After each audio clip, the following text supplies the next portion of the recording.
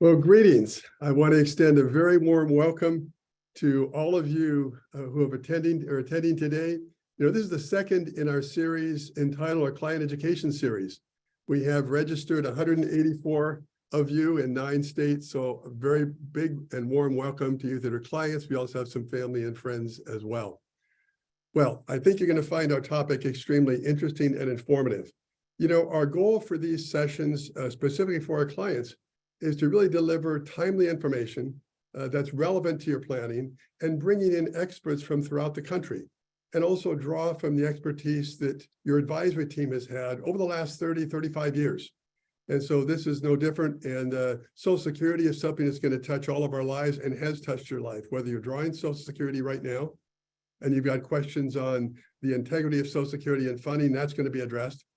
You may be thinking about a strategy that you've talked to Tim or myself or one of the other advisors on our team, and this all provides a framework for those decisions. And maybe you're a bit further from Social Security and you wonder if it's going to be around for you. Well, again, there's no shortage of information out there. What we're here to do is bring you timely, relevant information that's pertinent to the planning process. This is also part of our peak planning services. PEAK stands for Planning, Education, Advice, and Consulting. So you all as clients are part of that process. And as a reminder, that's an integrated, holistic approach to retirement planning. It certainly involves one-on-one planning meetings, regular meetings with an advisor, with advisors. It also, of course, incorporates a diversified portfolio consistent with your objectives, as well as a managed income plan that's tax efficient and designed to meet your needs.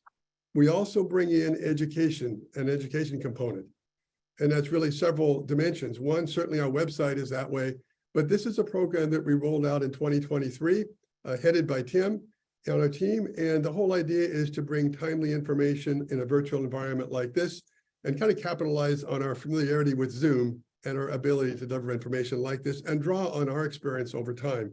It also involves, that peak program also involves, because it's planning, education, advice, and consulting, advice on major decisions you might have. Also advice as you get closer to Medicare age or maybe beyond, or required minimum distribution. Now, that program also involves access to a continuing care housing consultant that we have. And we have vetted professionals in various areas, including tax and estate planning. Also, we have, as you know, a capability on our team to do estate transition planning, to do executor guidance, trustee support, beneficiary education, family financial meetings. So this is one component. So it's investments, yes, but it's also, our goal really is to provide information, education, and awareness and guidance on every decision that touches your finances from age 55 on. So this is part of that program, and I'm excited to be able to introduce this topic. And what I'm going to do at this point is turn it over to Tim. And Tim's going to talk about the details and also address the topic and introduce our speaker. Tim?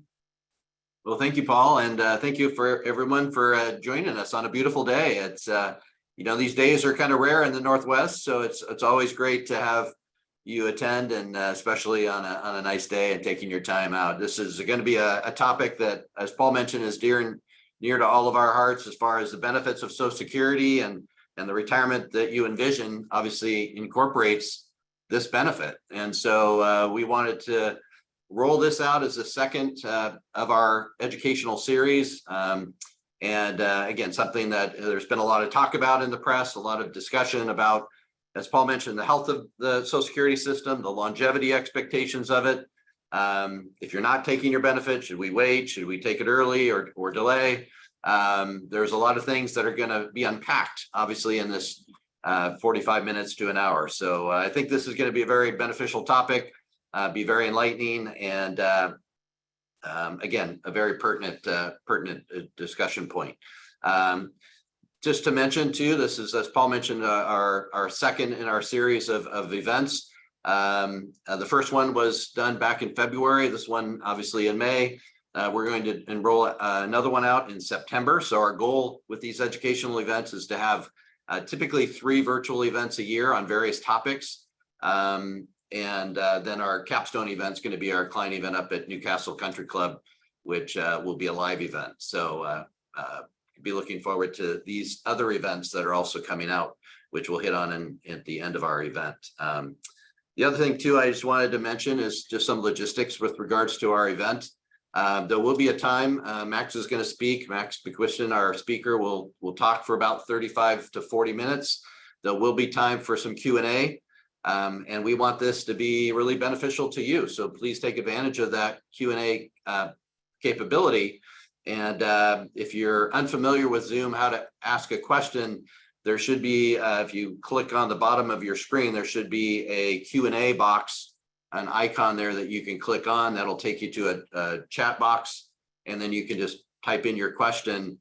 We're going to collect the questions and then address those questions at the end. So again, if you have questions, take advantage of that. And we want this to be not just us speaking and giving you information, but also addressing the things that are most important to you and the questions that you have. So again, please take advantage of that. And the other thing too, I'll mention is that with respect to our time, which we're trying to keep this around 45 minutes to an hour, we may not be able to get to all of the questions. So if that's the case, we will have one of our teammates, one of our advisors reach out to you specifically and address your questions. So rest assured, we'll try to get to as many of the questions as we can. But if we can't for some reason, like I said, we will reach out to you, personally and make sure your question is addressed. So with all the logistics kind of out of the way now, and I'm very pleased to introduce Max McQuiston to you. Max has been an individual that has been investing his life really in education and planning and information, and he's been helping individuals better understand Social Security and plan for retirement. So together with us, your financial advisory team, we can make the best informed decision based upon some of these topics. And today that topic is on Social Security. Max is an advisor practice management consultant at Capital Group. That's the home of the American funds. A lot of you have the American funds fund in your portfolio. Max holds his MBA through Brigham Young University, bachelor's degree through Weber State University, and has nearly 30 years of industry experience, as I mentioned, in this education and planning process. So Max also holds his certified financial planners designation, his CIMA, certified investment management analyst, and his retirement management. He's a retirement management advisor as well. So Max comes very well prepared to address these issues. And again, so happy to have you, Max, with us. And we're looking forward to what you have to share with us today. So please take it away.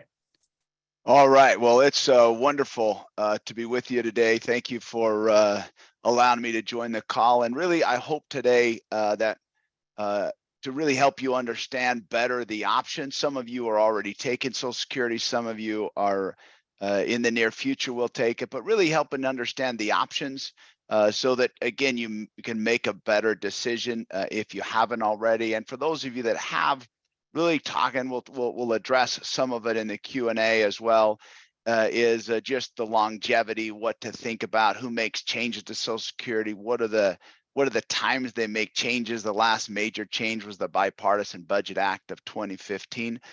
So they do make changes to it periodically, and we'll look at what it currently is, and then we can talk certainly more about what changes may be made, what have been proposed. So let me just share again about 30 minutes of upfront comments, and then we'll go a little bit deeper into specific topics that you may have in Q&A. So again, just you see the disclaimer slide up front, not trying to give you investment advice. That's the role that your advisors at Paul Ried Financial play. But really, again, just to help you understand a little bit better what Social Security is. And I think Paul did a terrific job up front, just kind of describing the breadth of planning that goes into place. And so sometimes we think about Social Security as facts and figures. I'm going to try to weave in some case studies that kind of bring some of that to life. And so I'm going to skip a couple of these slides just because I think Paul did a great job on the front end framing. But Social Security is certainly an important part of your retirement income, a part of replacing that paycheck, but also really important the work they do outside of Social Security. It's a component, an important component, but a component in a sound financial plan. So here's what we'll cover today. The factors that impact Social Security. We'll look at some case studies and then suggest some next steps. And then, like I say, we'll have time for Q&A. So first, what are the factors that drive Social Security? Your work and earnings history, when you take the benefits, and your marital status, both past and present. So first, to unpack the work history, it's your highest 35 years of income that Social Security is based upon. If you worked 20, you've got 20 years of income and 15 years of zeros. Now, that doesn't penalize you as much as you might think, just the way Social Security is built. But certainly, the longer you've paid in, the higher your benefits will be. And if you worked 40 years, for example, it would be your highest 35. You need at least 10 years to qualify on your own record. This doesn't mean you couldn't qualify for spousal benefits, but just qualifying on your own record, at least 10 years and 35, your highest 35. So the second thing to think about is, your full retirement age, really the timing of when you take them. And for our purposes today, we'll assume full retirement age is 66. But as you can see, depending on when you were born, it could be age 67. I was born in 1970, so for me, it's 67. And changes have been made to these ages. They certainly could make changes, and probably will delay the full retirement age a little bit further, because when Social Security was originally brought to pass, it was full retirement age was 65, but people's life expectancy wasn't much beyond that. So now people live in 20, 30 years and more in retirement. So some adjustments probably are warranted. So what if I take a benefit right at full retirement age? Then you get the full amount you are entitled to. If you delay beyond full retirement age, you receive what's called delayed retirement credits. For every month that you delay beyond full retirement age, you get 0.2% added to your benefit. If you take Social Security early, you can see there's a reduction in benefits. And if full retirement age is 67 and you took it at 62, you're a little over 30% of a reduced benefit. Because you're taking it early, you're going to get it for longer. So that's how Social Security adjusts that benefit. Now, a question often comes up is, well, Max, what's the break even? I get that question all the time. And let me just explain what you're looking at on the screen. For this purpose, we're going to assume full retirement age is 66, and the full retirement amount, or primary insured amount, is sometimes described as $2,400. So if I took it at 62, I'm accepting $1,800, that 25% reduction. If I delay till 70, I'm getting a 32% increase off of full retirement age. That's the $3,168. So the dark blue is taking it at 62, the lighter blue at 66, and the green is assuming you started at 70. So by the time you hit 72, well, in the case of the green, you'd only been taking it a couple years. One other note, just to illustrate, is we're not adjusting for cost of living adjustments. Those are real and impactful, but just because they're not consistent every year, this year is the highest in over 40 years at 8.7%. We're not factoring those in, just the same amount, just to keep math and numbers easy.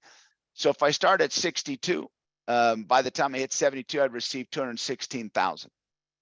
The lighter blue, if I start at 66, received 173, and then you can see at age 70, I'd receive 76. So you can see roughly the break even is in your early 80s, 80, 81, 82, right? Depending on what your full retirement age is. But then you can see that the longer you might live, the more advantageous it might be to delay receiving benefits. And we'll walk through some of these examples in the case studies to come. So how does working affect your Social Security? This is maybe less well understood. So let me just walk through it. If you file for a benefit early, doesn't matter for what reason outside of disability, But if you filed for benefits early, whether widow's benefit, divorced widow's benefit, your own benefit, spousal benefit, if you file early, you're need to take a look at the earnings test or the earnings limit. So you can see in the top with the gray, if you file before full retirement age, before the year you turn full retirement age, if you make more than $21,240, for every $2 above that you make, your Social Security benefit is reduced. Now, it doesn't mean you're penalized. The Social Security Administration gives you credit as though you hadn't received benefits for the months you weren't entitled. But that earnings test comes into play. Then the year, and this is in the lighter blue, the year you turn full retirement, but before you actually turn your full retirement age, you can make quite a bit more before your benefits are started to be reduced, and the reduction is less. It's $1 for every $3 over that amount you make. And then once you're at full retirement age, you could make as much as you want and not have any impact to your benefits. Now, we're not talking about taxation, it's just the receipt of those benefits. So let me walk you through these 5 case studies. And again, meant to highlight, this is probably 85% of the cases revolve around these 5 examples. In full disclosure, the first one is a story about my mom and dad. The last one is about my mother-in-law, but trying to hit, again, topics that we think will help you remember. If I just do facts and figures, sometimes it's a little less memorable. And one caveat up front is by nature, I'm a little bit of a smart aleck. And so sarcasm is one of my only 2 talents in life, sarcasm and finance. So if I say something that you might want to roll your eyes, it's probably good, but I'll try to be well behaved so that I don't embarrass anybody. But so my dad and I were sitting at the table when he was 64 near Thanksgiving, and he was talking. He was self-employed. And he said, I'm going to make too much money this year. And I said, Dad, since when is making too much money a problem? Like, there's no 100% tax bracket. What are you worried about? Well, my Social Security benefit might be reduced. I said, Dad, what on earth are you taking Social Security for at 64? Because I knew his financial situation, and they were not savers. I love them to death. They just weren't as good at saving. And I said, Dad, as long as mom is going to live, you probably should have waited. I said, why did you take it now? And why didn't you ask me? And he said, well, my neighbor said if I didn't take it at 62, I was leaving money on the table. I said, Dad, what does Larry do for a living? And he said, well, he's an electrician. I said, Dad, he's a terrific electrician, but that's not who you should be taking advice about when you should take Social Security. So let's walk through what happened. So my dad, because his full retirement age was 66 and he was entitled to $1,600 a month, because he accepted because he filed early, he accepted a permanent reduction in benefits. That not only that carries through as to the widow's benefit. So he received $1,200 a month. When I looked at my mom, I said, Mom, are you taking Social Security in your own record? She goes, no, I haven't filed yet. And so, I said, well, let's wait till your full retirement age. She was still working. So my dad was always trying to figure out about how much he could make. And because of that, when my mom filed, so my dad was getting $1,200 from 62 to 66. Then when my mom filed, she was getting $1,100 a month. So together, $2,300. What if my dad would have waited, which, by the way, he retired at age 70. Again, that's a nudge from a son who knows that he hasn't saved enough. But my dad could have waited. Had he waited till 66, he would be getting $1,600 a month plus those cost of living adjustments. My mom's still getting her $1,100. But had my dad waited till 70, which he probably could have if he was more thoughtful about it, he'd be getting $2,112. And again, my mom's still her $1,100 because her benefit was based on her record, not on a spousal benefit. We'll come to that in a minute. So my mom, in this case, because my dad, he passed away this past year, you obviously lose one of the benefits when one of the 2 people pass, and then you get the higher benefit. My mom was then only bumped up to the $1,200 plus the cost of living, which for intents and purposes was a few $100s more. But if I tell you that she's about $387 a month short of being self-sustaining, it would stand to reason had he waited even till 66, she would be self-sufficient. And in their case, because they didn't have a lot of other assets, no pensions, delaying till 70 would have been even better. And then my mom has a much better quality of life without needing help in retirement. So that's the impact of taking Social Security early. Now let's talk about spousal benefits in this second case study. And Maggie and Tony are both at the time age 62, trying to decide should one take it and the other one keep working? What might it look like? And Tony decided, hey, I'm going to continue to work. I enjoy what I'm doing. I've got the health to be able to do. I'm going to work until 66. And Maggie decided, I qualify for benefits on my own record. I'm going to file at 62. Now, one of the more common misunderstandings out there is, well, Maggie, why don't you file at 62? And then when Tony files, at that point, you could get a spousal benefit and your benefit would be half of Tony's full retirement amount. Now, a spousal benefit it maxes out at half of your full retirement amount. If you delay a benefit, to beyond 66 or 67, depending on your full retirement age, it's not half of the amount you're receiving, it's half of your full retirement amount. But remember that reduction comes into play, and the earnings test, right? Obviously, if it's before full retirement age. So what happened? So Maggie, she received a $750 benefit, but it was based on $1,000. She just accepted a permanent $250 a month reduction. So what happens is, so when Tony files, that's when Maggie's now eligible for a spousal benefit. If you're married, your spouse has to be drawing in order to be eligible for a spousal benefit. That was one of the changes that came in the Bipartisan Budget Act of 2015. So in this case, Tony's, if he filed at 66, would get $2,400. And at the point, Maggie would get an extra $200. Here's how that's calculated. Maggie's entitled to $1,200 or half of Tony's full retirement amount. But because her benefit was already calculated on $1,000 of her own, that 1,000 minus the 1,200, that's where that 200 comes from and gets added to what she was receiving at the time Tony files. Now, what if Tony had waited? Well, if Tony had waited till 70, remember Maggie's benefit doesn't bump up to the spousal until Tony files. But now Tony, instead of getting $2,400, would be getting $3,168 a month. Again, there's no right answer. Your situation, every situation is different, but helping understand the differences, right, between taking it at different ages and how that carries forward. So Maggie, in this case, wouldn't bump up to the $950 until Tony filed if he decided to delay. In this third case study, this is a divorced spousal benefit. This is one that I would say is less well understood.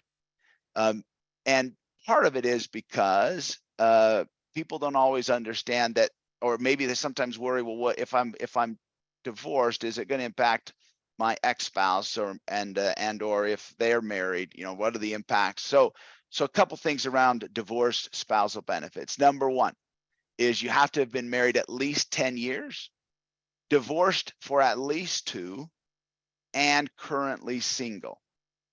So in this case, let's look at what happened with Trey and Trish. Now, Trish is 62, Trey is 66. So Trish is not going to file yet, but Trey wants to file. Well, if Trey files on his own benefit, he was a lower wage earner, number one. And number two, as some accountants sometimes recommend, he was not taking his full income as income. He was taking some as dividends, so he's not paying Social Security tax on those benefits, which means his benefit is lower. So when Trey files, if he doesn't know about the divorced spousal benefit, he's going to go to Social Security. They don't know he was married and to whom. They don't keep records of that. So when you go to prove a divorced spousal benefit, you've got to take your marriage certificate and your divorce decree with you. So if he doesn't know about it, he's going to get $500. But because he knows about the divorced widow's benefit, the divorced spousal benefit, he can get half of Trish's. Trish's was $2,400. He gets half of her full retirement amount. Now notice his isn't reduced because even though she's not 66, he is. So it's based on his age at receipt, not hers. And in the case of a spousal benefit, the spouse, your ex-spouse, just has to be eligible for a benefit, meaning at least 62. When the law was first written, it was written so that even your divorced spouse had to be taking a benefit. And you can imagine if there was an acrimonious divorce, and I'm sure you're not familiar with any, but if there were one, you might be familiar with. If the divorced spouse knew that their ex-spouse would lose a benefit if they turned theirs off, that was happening, so they modified that fairly quickly. So again, Trey taking on his own would be 500. Half of Trish's is 1,200, so he was getting an extra 700 a month because he knew about the divorce spousal benefit. Now, the fourth case study, we're going to look at widow's benefits. And in this case, Karen and Doug were married more than 30 years, number one, and Doug passed away at 64, and at the time he passed had not yet started to take Social Security. Karen is 60, and she's deciding whether to continue to work or to retire. What are her options, right? She's working, trying to figure out what her options might be. So let's walk through them. Your own benefit, the earliest you can take it is at 62. But a widow's benefit can be as early as 60. So what are Karen's options? Well, if she's working and wants to file, remember that earnings test would still apply.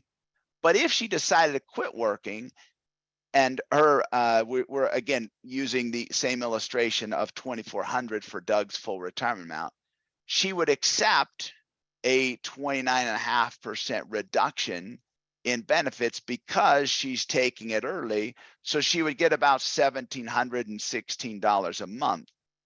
Now, here's where taking one early, the penalty goes away when it comes to a widow's benefit. So let me just make sure I try to make that as clear. And if you have questions more on it, we'll handle them in Q&A.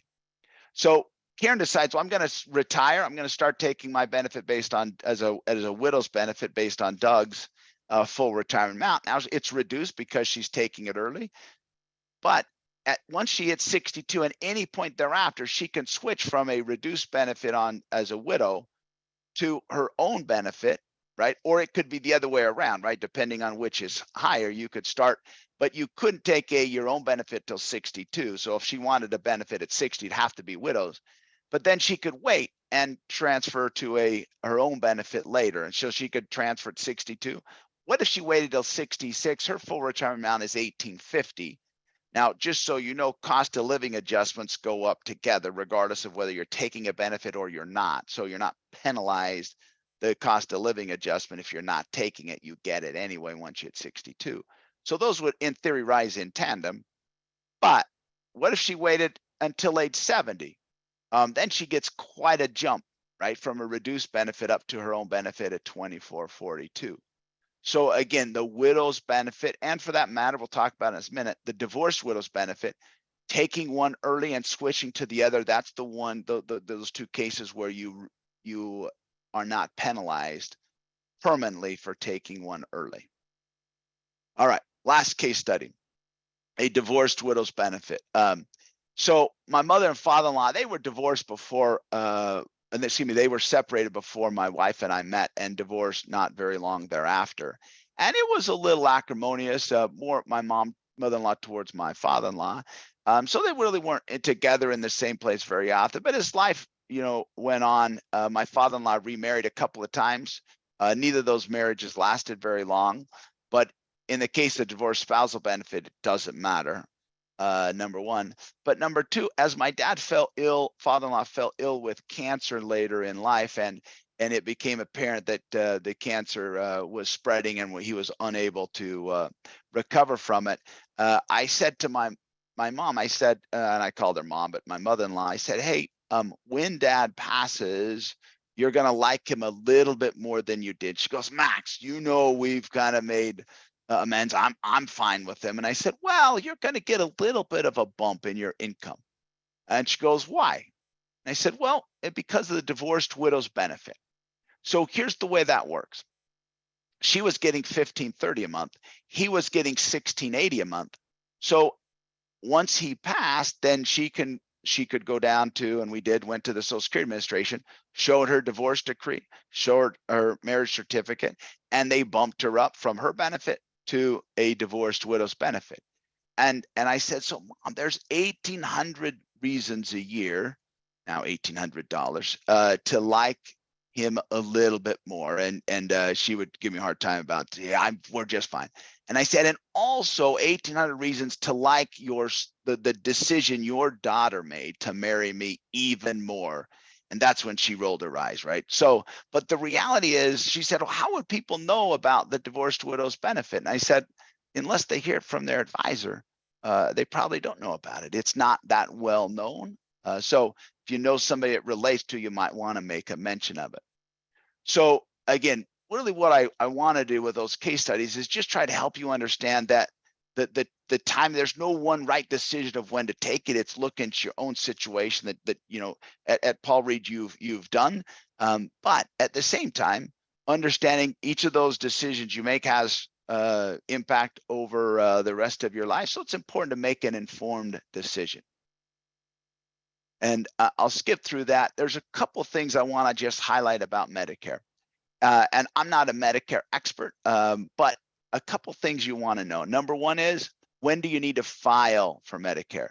So you have the 3 months before you turn 65, the month you turn 65, and the 3 months after. So that's a 7-month period that you need to file for Medicare if required. Now, you don't always have to file for Medicare at 65, unless, you know, if you're working for a company, and generally it's 20 or more, they have the right type of a a healthcare plan. You get that 1095-C form at the end of the year that usually intimates that you have a plan that doesn't need to be filed early if you're still working. But it's really important that you file when you need to file.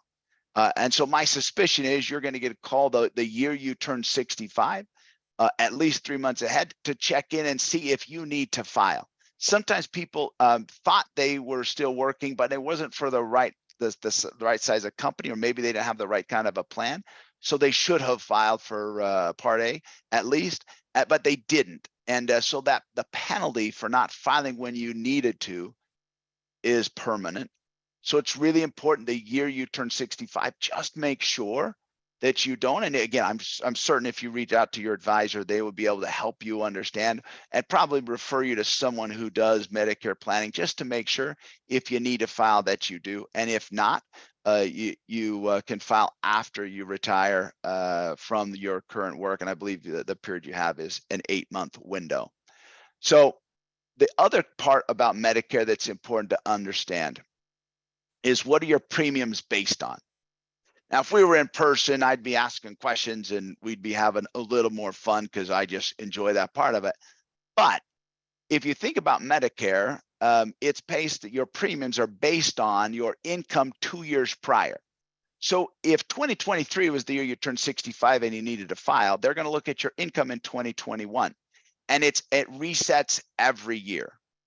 So if 2023, they would look at your 2021. Well, if you've retired and your income's going to go way down, that's one of the provisions you can file for exemptive relief. But one that you can't, is not listed, at least under the IRMA policy, is a Roth conversion. So sometimes people make a conversion of a Roth and don't realize that it may impact their premiums for Medicare for at least a year.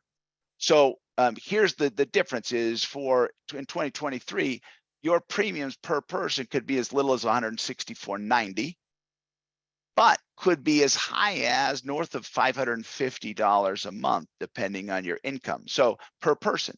So making sure you understand and work with your advisor, and in this case, probably a Medicare advisor that would help you understand, hey, if I have a big income year that's a one-off, is it one of those that I could get exemptive relief for? So again, two important parts of Medicare.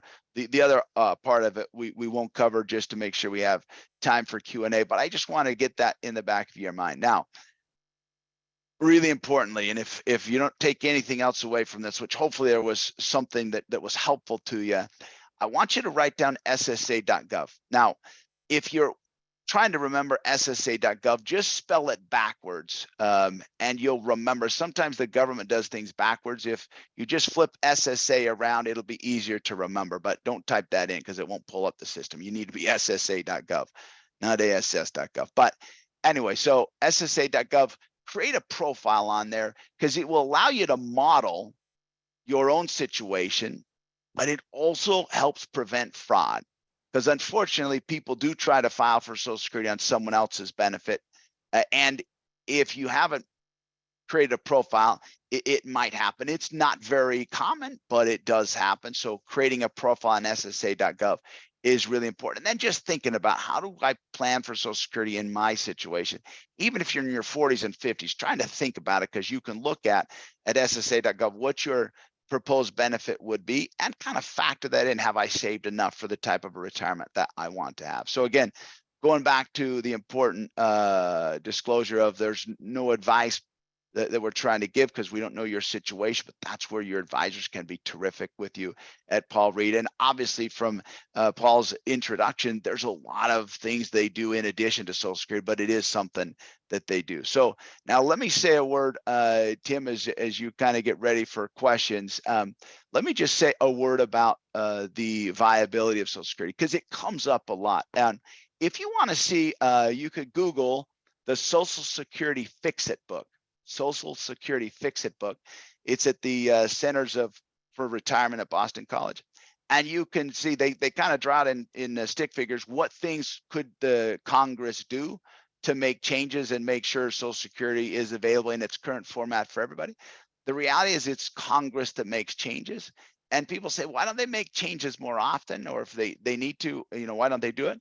And the reality is, if you're a congressman and you propose a change to Social Security and it's a reduced benefit or need to work longer, everybody like, hey, Tim's the one that suggested we reduce Social Security. And so people don't like to be out in front of it. We tend to make more decisions when the wolf is at the door than if the termites are at the basement. So they have made changes to Social Security numerous times. The last most, as I mentioned, the 2015 was the last the largest update most recently.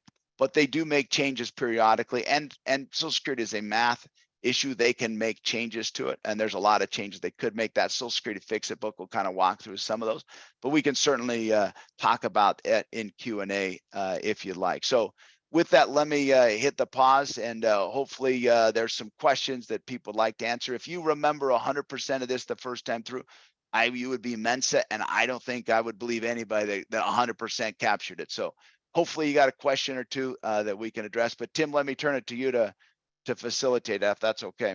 Yeah, thank you, Max. We got some good questions here. So a question comes in from Greg. It says, if you retire early, do you receive full Social Security benefit with 35-year work history?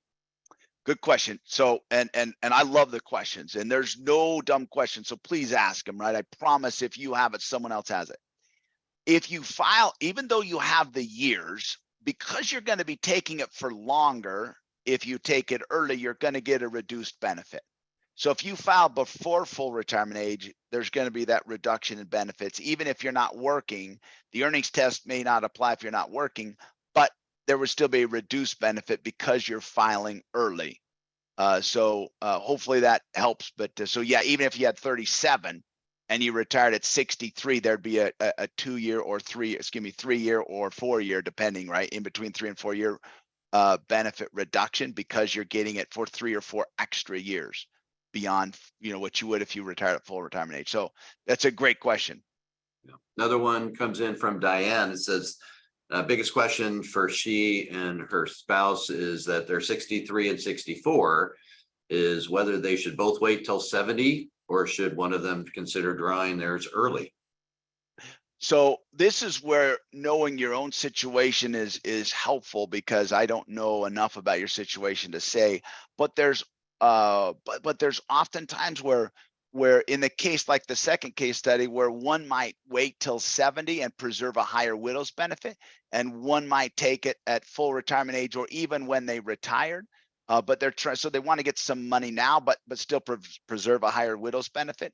And sometimes people just don't have the resources or the latitude, or maybe retirement chose them, they got laid off and they can't wait as long as they thought. But so to me, I wouldn't, it's not always that it's the right answer to delay to the highest. It might be you look at longevity of the two, but preserving a higher widow's benefit, I think is important for many people. But sometimes one taking it now, one taking it later can be helpful. So it's a terrific question. If you're 63 and 64, remember the earnings test would apply if you file before full retirement age. But if one of you was already retired, you could consider it, or you could wait until at least full retirement age if you're still working. So it's a really good question. I hate the "it depends" answer, but in this case, it would be "it depends" on your situation. But I would bring that up with your advisor and let them walk through the numbers with you so that you can look at it and say, oh, okay, let's do that. Because there's not like a perfect answer, because it's a great question. It depends a little bit on your situation, resources that you may have, and if you have access to a pension, that could influence that as well. So again, another great question.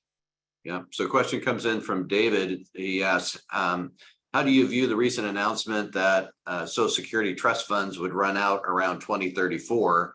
Is the debt ceiling crisis going to have long-term effects on Social Security's ability to pay benefits? Yeah. So this would be, I think, number 89, where they raise the debt ceiling. So it's a pretty common occurrence that we raise the debt ceiling. I think so my short answer to that is it may, if we had a real problem, they may delay sending those benefits, but we've never defaulted. So I think it would just be a delay. What I think is a more important part of that, which is a great question, is it doesn't run out. You're just the ability to pay the full benefits they promised is reduced. So that instead of getting 100% of what you were eligible for, maybe it's 70 or 72%. The reality is Congress can fix that if they choose to. It's not Social Security that makes they might propose it, but ultimately Congress has to vote on that. So if you're a congressperson, do you want to say, yeah, we're going to accept a reduced benefit because we didn't fully fund, or Social Security is not funded as much? What's more likely is they make other changes to it. For example, instead of being able to file as early as 62, they might push that up a little bit, right? That's the math part of it. They might say full retirement age, they bump that out a little bit. So they could make changes to it if they want to preserve the full amount, or even just fund it more. So the ability to make changes and make that happen is absolutely in their wheelhouse, and that's what they have done historically. Now, doesn't mean we know exactly what they'll do this time, but history would say, especially when you get between I think it's almost 1 in 6 people in the country are getting a Social Security benefit, that impacts a lot of people. And you can see what happened in France recently when they voted to delay 2 years, and it was being able to get your pension over there, and it was crazy riots in the street. So it is a pretty sensitive topic. So I think what would be more likely is they would make other changes or add funding to be able to do it, rather than reduce the benefits you're entitled to. But Tim, while I'm on that, sometimes people say, well, maybe I should file earlier so that doesn't impact me. When Social Security's made changes, like they did with the Bipartisan Budget Act of 2015, they've always made changes based on your age, not whether you were taking it or not. So in the case of the Bipartisan Budget Act, which is when they got rid of file and suspend, and they eliminated eventually the ability to file on someone file and suspend it, as well as to restrict the scope of the application to your spouse. They got rid of those two, but they still granted a window that everybody who was eligible could take advantage of the current law if they wanted to, before it went fully into effect. So changes have been based on age. So I just tell people, so they don't feel like, gosh, I may have to file earlier than I wanted because of that. So anyway, yeah, hopefully that helps. So let's unpack that a little bit, Max. Is what other, you mentioned extending the full retirement age, what other provisions or discussions are being kicked around politically, as far as what you're hearing? I mean, extending the age certainly would be one. What are the other? Yeah. So other provisions in play are, to needs test it, which is, do you have enough money that you don't need Social Security, or you don't have it, you don't need it as much? So needs testing. Social Security is another one. Another one is, once you get over a certain income level, they stop taking Social Security out of your taxes, the Social Security tax, stop taking out of your paycheck.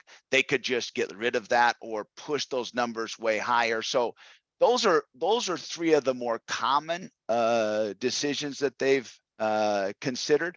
But again, remember, Congress doesn't love to be the ones to say, hey, we changed the benefit for the worse, because then when they try to get reelected, it's a little unfavorable. Their opponent always remembers, hey, he or she was part of the proposal, they agreed. So, but those are three of the more commons. They call it means testing. So that's another one that they could just adjust. So there's lots of them, but on the table. But those are the three most prominent on the table. But they've been on the table a lot over time, and but they'll probably keep delaying a little bit full retirement age and taxing people further into their income and maybe pushing back full retirement age. Those are three because they could solve it with just math if they wanted. Yeah. Another question comes in from Colleen. It says, how is joint income handled when calculating Medicare premiums? Does Social Security retrieve income info as well as recipient being required to provide that information? They do have access, and so if you so that's where they adjust it automatically, and it's Social Security who actually makes that adjustment. It also applies to your earnings test. If you say, oh, I'm not earning that much, but it turns out that you are, they'll make you pay that back. So they do have access to your tax returns. You mentioned that one of the exemptions from that IRMA, that earned income calculation that factors into your Medicare premiums. What about selling a house, right? Does selling a house factor into that? And yeah, so I think there's 7, exemption? if I remember right, and selling a property is one of those where you can apply for exemptive relief. And I'm not the arbiter for sure of those, but you can file for them, state your case, and hopefully they will grant you that. But I think there's 7 of them that are listed, and a one-time income, receipt that's based on a sale of property is one that I know people have been successful with in the past, but not always. I don't always know if it's a little more arbitrary than it seems it should be, but it is one of those that's on that list. Another question comes in from Greg, says, regarding earnings-based benefit reductions, does earnings mean only earned income, or does it include investment income, rents, royalties, interest, dividends, Social Security benefits? What factors into the earnings calculation? Yeah, the earnings test. So the earnings is earned income, and if you have rental income that's passive and it's not, you file just as a regular individual, that doesn't count. But if it's part of what you do for a living and you file accordingly in your taxes, then that would play in. So a lot of times for most people, it doesn't play in, rental income, but it can, depending on if that's part of your active business. But dividends, interest, capital gains, those do not factor into the earnings test. They still factor into the taxability, of course, of Social Security, but not the earnings test. Sure. Another question from Beth says, can you explain how often Medicare premium cost resets? Large retirement withdrawals and income surges, but then resets to a lower income, and then 2 years ? 2 years later. So good question, Tim, you're coming in through. So if you look at, every year it recalculates on your income 2 years prior. So even if you had a big year and it wasn't granted the exemptive relief, or it didn't qualify, it would only be for a year before it would. But number one, the Medicare premiums change every year anyway, right? This year they actually went down a little bit, especially on the low end, I think by $7 a month. But the other side of that coin is, if you had to pay a higher one, then in January of the next year, it would likely go down if you had a lower income 2 years prior. So if I'm taking it in 2023 and it's higher than I want it to be, in 2024, they would look at my 2022 income, and then they go, okay, now you're eligible for a lower amount because you had less income that year. Now, make no mistake, I think all of us would like to have so many resources that we're paying the high, because that means you're getting a lot of income. But that's how it's calculated, is a year by year. Those Great. are, again, all really good questions. Yeah. Another couple questions here. One comes from Sam, two-part question. Says, do I have to sign up for Social Security benefits at the same time I file for Medicare benefits? And if, No. and if not, if I file for Medicare first, how do I pay for Medicare premiums? You would pay out of, either a bank account, usually people do a direct debit, they pay for it that way. But yeah, and the flip side of that, Tim, is if you file for Social Security early, Medicare's you automatically considered to be filed at 65. That will automatically happen. So it happens the one way. The reverse is you pay for it either through a direct purchase. I don't know very many people that write a check every month for that. That would be cumbersome, but you do pay outside of it until you file for Social Security. Yeah. So another question comes in from Steve regarding married for 20 years, divorced, talking about filing under a spousal benefit. And if he didn't take advantage of that, is there a remedy, or can you go back and change something that is in place? Yeah, let's just say he didn't know he was eligible and the benefit would be higher. You can go back in and refile and say, hey, I want to update. I didn't realize I was eligible for a divorce spousal benefit. So you can go back in. They don't go, they don't, once you hit full retirement age, they can do as much as go backwards 6 months or to your full retirement age, whichever is shorter.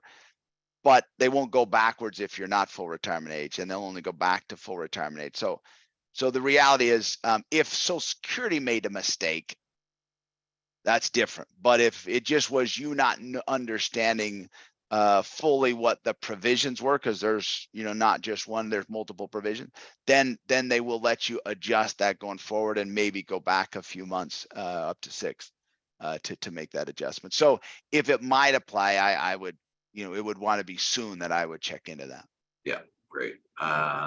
Very good. Question comes in from Mark, which I'll address. It says, are the Social Security and Medicare experts to talk to different than our normal advisors? And Mark, the answer is no. That's something that obviously we would want to work directly with you on. We know the system very well, and the reality is that one of the advisors on your team will unpack both of those, Medicare and Social Security benefits.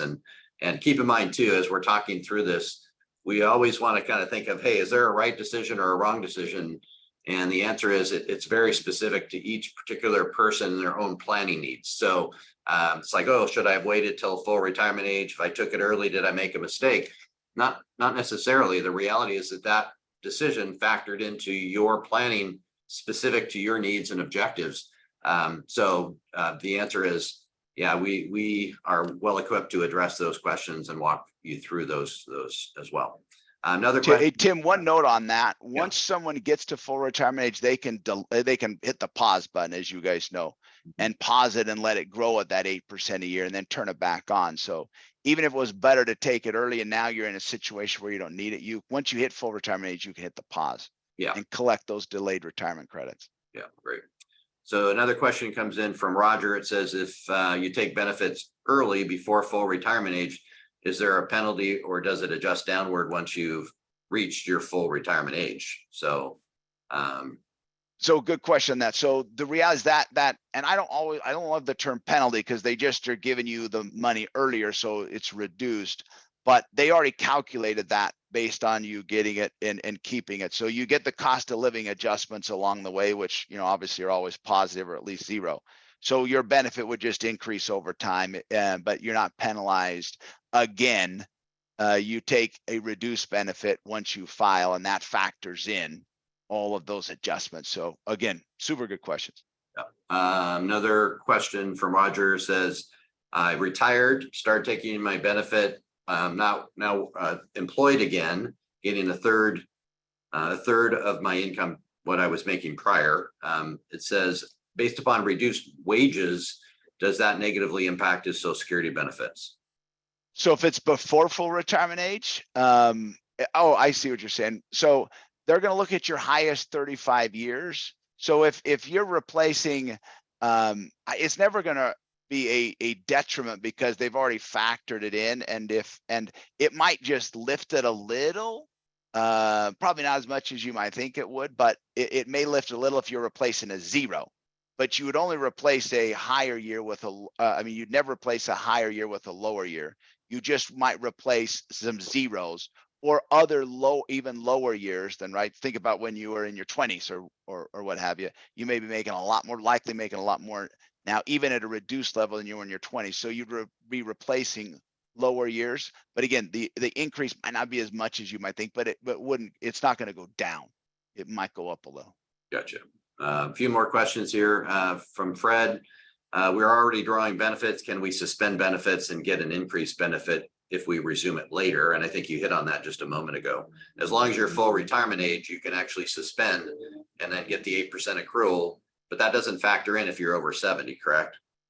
Right. You would never delay past 70. Yep. Perfect. Yep. Right on. Okay. Very good. Couple more here for you, Max, from Bruce. It says both husband and wife are in their 70s. Husband's Social Security payment is more than twice of wife's. When husband dies, will wife payment be 50% of husband's current Social Security, or would it be increased, which is increased with cost of living, or fall back to the 50% of husband's payment that he took at 67? Well, okay. So great question. So just to make sure, Tim, that I'm tracking. So there's two benefits being received. The wife's is about half of what the husband's is. Correct. The month that they die, they would get both of them, right? The month that either one of them passes, they would get both. From then on, they would get the higher of the two, whichever one was higher. Okay. So in that case, it would be the husband's. The wife's would fall off. The husband's would be the sort of become the widow's benefit, if you will. And if the husband passed away, obviously it would be if the wife passed away first, the husband would continue to get what he was getting. So yeah, good question. Yeah. Last question here is, so if you sell your house, this comes from Cindy, and use money to buy into senior living complex, can your Social Security be affected for that year? So your Social Security, if you're before full retirement age, it could, right? If you're still working, but in that case, it's probably not the case, right? If you're filing to move in, but so the only case it could be affected is if you were before full retirement age and still working working, right? Then that could affect it, but otherwise your Social Security benefits wouldn't be affected. Yeah, what could happen though, if you're 65 and older, your Medicare B payments could increase. Yeah. Unless you file for that exemption and receive it, correct? Yep. Yeah. Gotcha. Okay. Very good. Excellent, Max. Well, thank you so much for sharing your expertise with us and answering questions and enlightening us on this important topic. So thank you so much. Really appreciate your time and for you being with us. It's been my pleasure. Nice to meet all of you virtually. Yeah, thank you. Just for everybody, we're coming up upon the hour. I want to respect the time frame. But again, I'll just emphasize, we've unpacked quite a bit on Social Security. There's a lot of information here. And again, every one of you has your own specific goals and objectives, income needs, planning, everything is specific to you. And that's something that we've unpacked with our planning, and the advisor that you're working with our firm will definitely unpack that and review some of these things with you as these issues come up. So again, keep in mind that, again, the idea is, hey, is there a right or wrong decision here?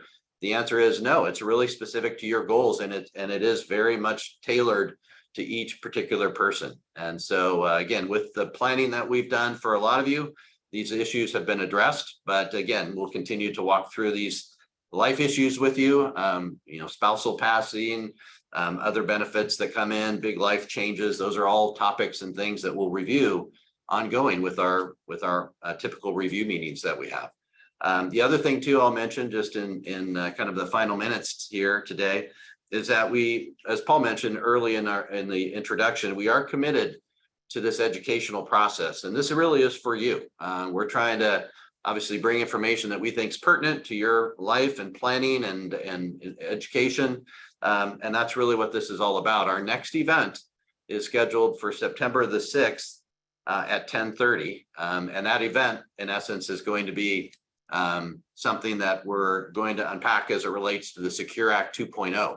And what that refers to is a lot of tax changes related to retirement accounts, and also affects beneficiaries and the options that those beneficiaries have. So again, that's something that we're going to unpack. It'll be a roundtable with all of the advisors in our firm. That's scheduled for September 6th this year at 10:30. That'll be a virtual event, and then we'll have our introduction to our big event, kind of our live event up at Newcastle as well later in the year. So be looking for those invitations. Again, on behalf of Paul and your whole team here at Paul Ried Financial Group, thank you all for attending. Thank you so much for being with us and for your ongoing confidence and trust in us. That's not something we take lightly. So thank you all. Have a wonderful day, and we'll hope to see you again soon. Take care.